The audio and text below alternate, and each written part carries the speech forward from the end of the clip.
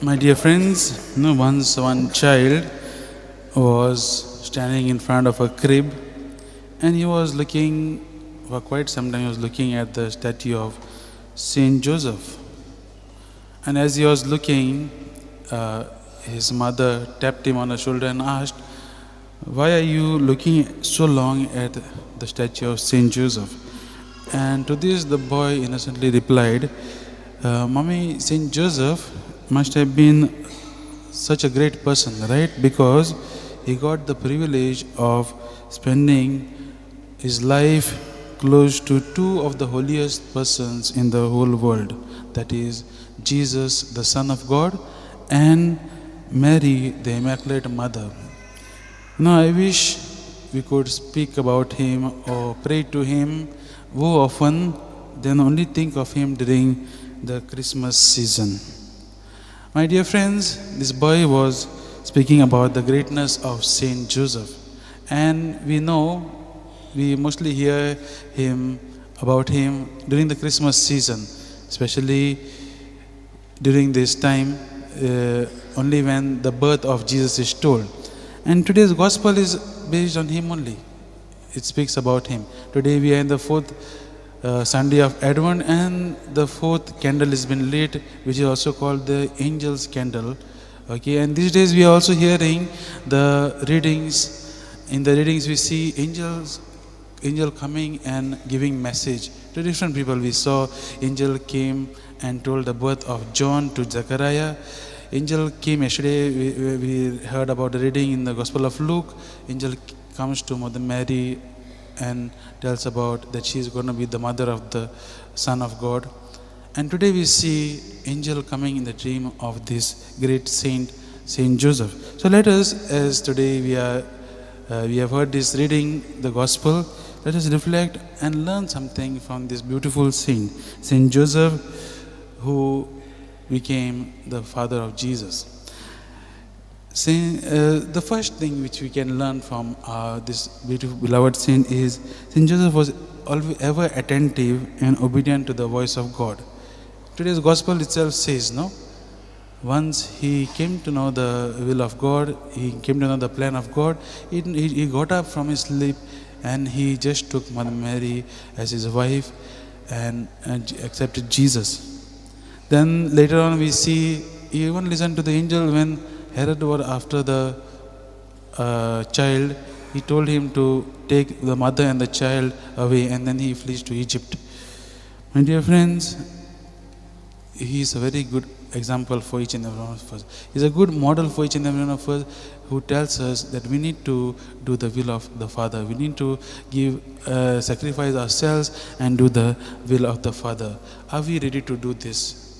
As we are preparing ourselves for the coming of the Lord, in a few days He'll be born, and most importantly He'll be born in our hearts. Are we ready when our Lord calls us to do something or something happens in our life? Are we ready to change and do the will of the Father, just like Saint Joseph did? Let us reflect on that. Second lesson, what our saint of today, which we have heard in the gospel, teaches us is Saint Joseph teaches us to love Mary, to love Jesus. You know, Saint Joseph had every opportunity and he had every chance to say no to them, to despise them, because when he came to know Mother Mary was with child, that too before their marriage, he had all the chance, all the reason to leave him. And the gospel today says he was a righteous person, a devout Jew, and he didn't wanted to, as a Jew, whenever they found that the would-be wife was already pregnant before the marriage, they already had that kind of a law that the spouse could throw the first stone, so he could stone her to death. But he did not want to do that. He wanted to let go of her quietly, because he was a devout Jew. He was a righteous person. And maybe, we say God prepared Mother Mary to be the mother of son. I believe God must have seen this also trait in Saint Joseph, and he said he is the correct person for my son, correct father for my son. And that is what we did. Imagine Why? And today Saint Joseph teaches us we need to love Jesus. We need to love Mary, Mother Mary as our mother. And we can see it. Imagine, the shock he must have got. So first he must have had his own dreams. First of all, when he came to know that he's going to make Mary as his wife, he must have said, "Okay, I'll start my small family in this place." And since he was a carpenter, he must have also thought, "I'll be a good carpenter. I'll make family. I'll have sons whom I'll teach them to be carpenters. I'll start my trade and all." So he must have had big dreams. But then this happens. Mother Mary is with child, and imagine how crushed he must have felt, how deceived he must have felt. All his dreams must have gone like, whatever he was dreaming must have just like vanished. He must have felt so heartbroken. But my dear friends, today in the gospel also we see he gets another shock when angel comes to him and says, whether he is hurt or no, he says, you have to take Mary as your wife, you have to take Jesus as your son. All the more his dreams are crushed more and more. He wanted to leave Mary, but the angel of the Lord says, no, you have to take her. And when he sees, my dear friends, when he sees that this is the will of God, he just gets up and goes. He takes Mother Mary, he takes Jesus as his own. Although he knows, maybe when he saw, it might remind him of his crushed dreams when he saw Mary and when he saw Jesus. Maybe later on, it might remind him of it, but he doesn't do that. He sees that it is the will of the Father. He sees that God has planned for each one of us, of them, and he takes them as his own. He takes Mary and Jesus as his own. Can we also love Jesus and Mary just as Saint Joseph did? Today, the gospel is calling us to do this today. The third lesson which we can learn from this beautiful saint is also the virtue of humility. Saint Joseph, if you go to see in the Bible, you will never see a single word spoken to by Saint Joseph. He only does the will of the Father. In humility, he knows he has gone through a lot of shame also, because although people must have known Mary was with child just before the wedding only, means the people also must have observed and said, so the amount of shame he must have felt. But he doesn't allow that shame to take over him. He goes ahead in humility. He says he does the will of the Father.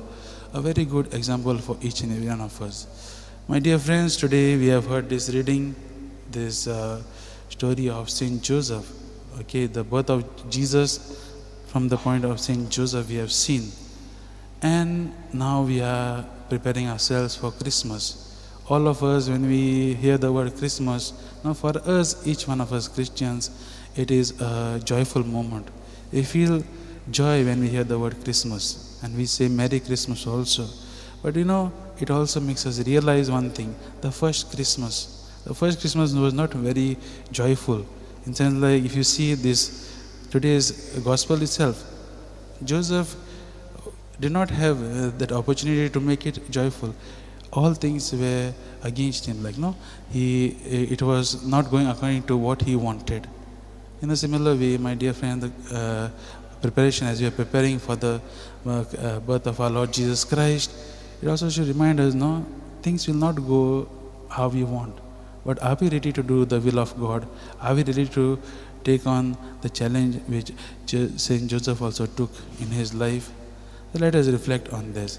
As we are reflecting on this reading today, as we are also preparing our hearts for the coming of the Lord, let us ask the Lord for this grace, the grace to love Him more, even in our midst of troubles, of tribulation. Let us ask the Lord to be the center of our life. Just like how Saint Joseph did the will of the Father, we also do the will of the Father. And in this way, we prepare ourselves to take our Lord Jesus into our hearts.